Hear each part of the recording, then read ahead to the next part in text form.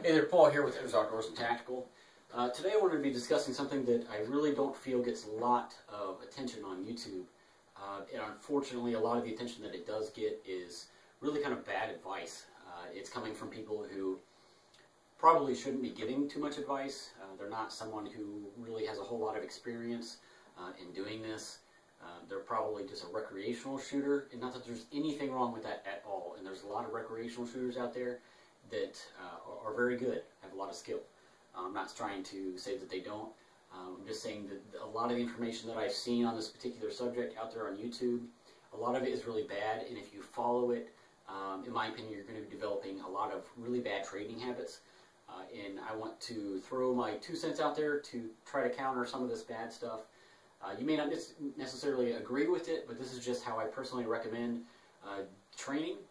And this is how I train my students when I'm doing this. This is how I personally train, whether it's just for,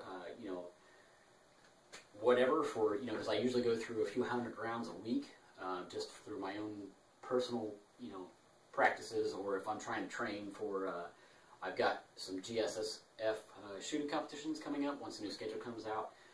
For those of you that don't know, that's Glock Sports Shooting Foundation. I'm going to be shooting competitively in those. So, I'm a Marine, I've got a lot of trigger time, so I really feel that what I'm sharing with these people and when I'm teaching someone is valid. So, you can take that however you like, but that's just kind of my credentials if you want some to understand that I'm not just some Joe Blow out there trying to teach somebody some of this stuff. So what I'm going to do is I'm going to show you what you typically see out there, what I have a problem with, how I train, and then I'm going to give you an example with these two targets to try to back up what I'm saying. We'll just go ahead and start off with what you typically see out there, and what I think is a very big mistake is typically if you're, let's just say that you're at a gun range, 9 times out of 10 when you see somebody that's in their lane, they will have their firearm out. They'll pick it up off the table, what have you, or their holster, and then they'll come out with it, but they won't come out with any kind of authority or anything like that. They'll just be taking their sweet time. They're dancing around or whatever. They're, checking their breathing. They're aiming down the sight with one eyeball because they're trying to essentially put all of their rounds through one hole in the center ring or wherever the dot might be. They're trying to put all of it right there. So they're taking an enormous amount of time to do this. Now, I do believe, and I'm trying to say that, it's not important for somebody to have the fundamentals of shooting. It is extremely important for them to understand how trigger control, how grip, how breathing, how stance, all of these factors, recoil management, all of these things can play into your shot placement, what happens to that round downrange. But in my opinion, those fundamentals get too much emphasis.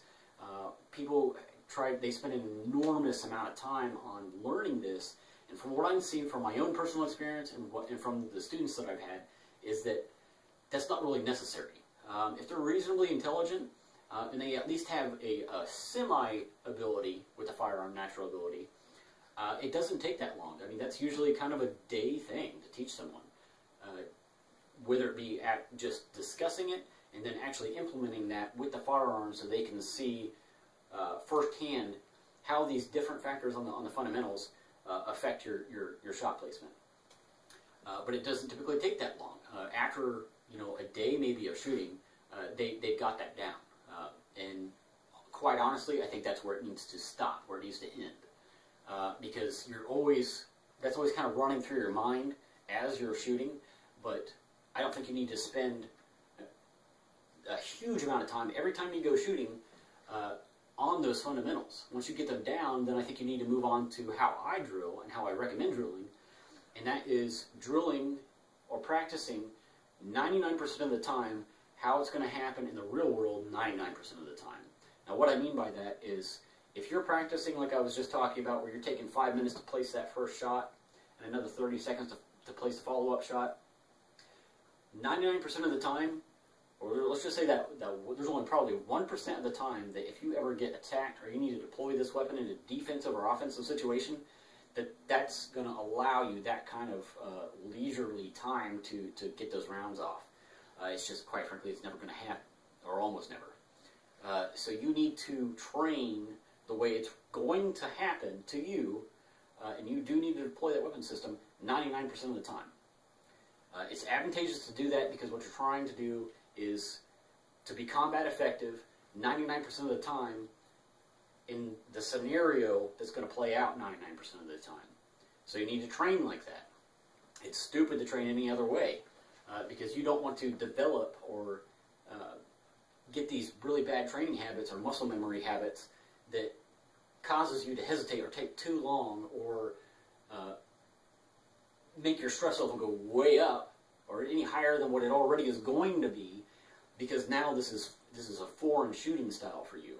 If it's not foreign, if you train every time to go with authority, to grab your weapon and deploy it, punch out with authority, acquire your targets as quickly as possible with both of your eyes open, and squeeze off that first round as soon as you think you've got good sight picture sight alignment after you punch out with that weapon, and not doing the whole fishing thing or the bowling, but punch straight out at your target, get that sight alignment, sight picture, and you squeeze off that round. If this is how you practice, if something happens to you where you see someone coming at you in a parking lot or whatever, or someone breaks into your home, and you have to react that fast, that's how you trained. So you're going to be very combat effective in doing that. You see what I'm saying? Compared to somebody who sits there and just kind of, yeah, I'm at the range, blah, blah, I'm picking my nose, you know, I'm taking a swig of my pop, you know, what have you, before you get that first round off. If you get into a high-stress, high-speed situation, and you've never trained like that, or very rarely you've trained like that, your stress level is already going to be really high, but now it's way up here, because you're in unfamiliar territory, and odds are you're not going to be very combat effective in that situation. So if you're training like that, it just kind of makes sense, doesn't it? It's logic to train like that way. But anyway, there's that. That's my 2 cents on that. You know, and you also have to think, if you're, you know, not necessarily just somebody who's going to be deploying a weapon in a self-defense scenario. If you're somebody who shoots competitively, like I shoot for GSSF, that's Glock Sports Shooting Foundation, you have to shoot the same way. It's very quick, it's very rapid to acquire your targets, squeeze that round off, because you got to get everything you know, as done as quickly as possible. But just to make my point proven, I guess, is I want to show you an example here. I'm just going to go ahead and step out of the frame. What you're looking at are 2 different targets. This is shot with my carry weapon. This is with a Gen 3 Glock 22. And this is at 20 yards. This, I believe, I think is probably got somewhere in the neighborhood of 75 rounds in it. So it's got a little more rounds on it than what this target does. This is also with 180 grain full metal jacket Federal ammunition. This is fired with a Glock 21 Gen 3. That's 45 ACP for those of you who don't know. 230 grain full metal jacket Federal as well. Now, the point that I want to make with this is, because this is how I train day in, day out, every week, and I go through hundreds of rounds a week, and this is how I teach people how to shoot, you can see how combat effective I am. These rounds aren't in that 9-10 ring all the time. You know, yeah, if I took my time and I had a half an hour to do it, I could hollow this out, but that's never going to happen. I'm never going to find myself in that situation where I've got that time allotted to me, or I have the type of cover that I'm going to be able to do that. So you can see how combat effective this is. There's a few, maybe there's like a flyer here that I don't really like.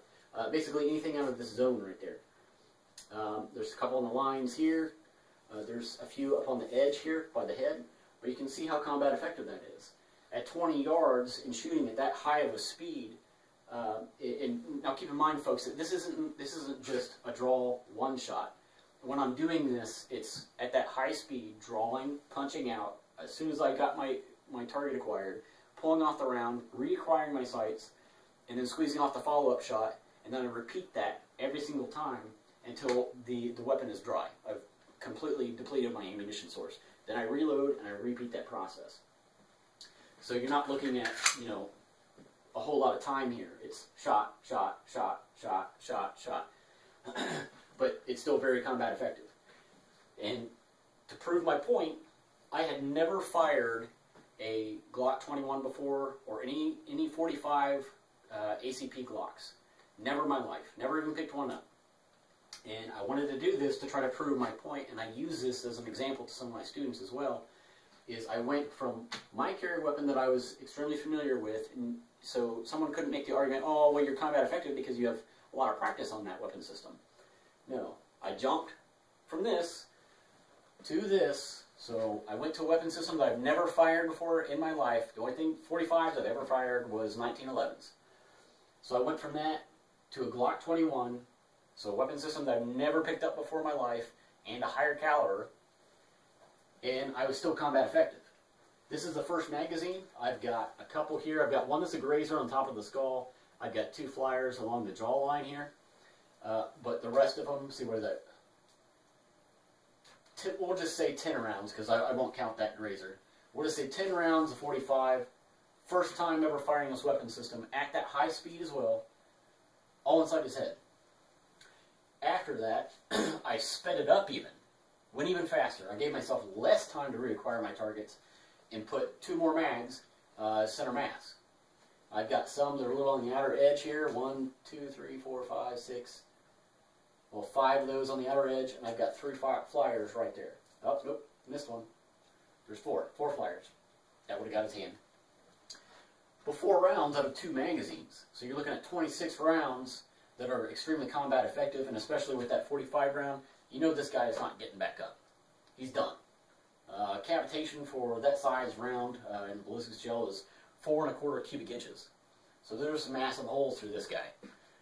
But you can see my point is, if you train yourself to shoot like this, you can go to a completely foreign weapon system, even one that you've never fired before, and a higher caliber. Now granted, yes, there probably are some people that are going to say there's some differences with recoil management when you go in from a 40 to a 45. The 45 is softer to shoot, but my point is the fact that you can go to a foreign weapon system that you've never fired before and even change calibers, and you can still be combat effective if you train like that. So there you go. I'm sure this is probably going to ruffle a few people's feathers if you're not, if you don't think like I do. But you know, that's fine. You know, I'm not saying that this is the perfect way for everybody to shoot, because everybody's different. But I'm just saying how I shoot and what's been really good for a lot of my students and effective for them and myself included.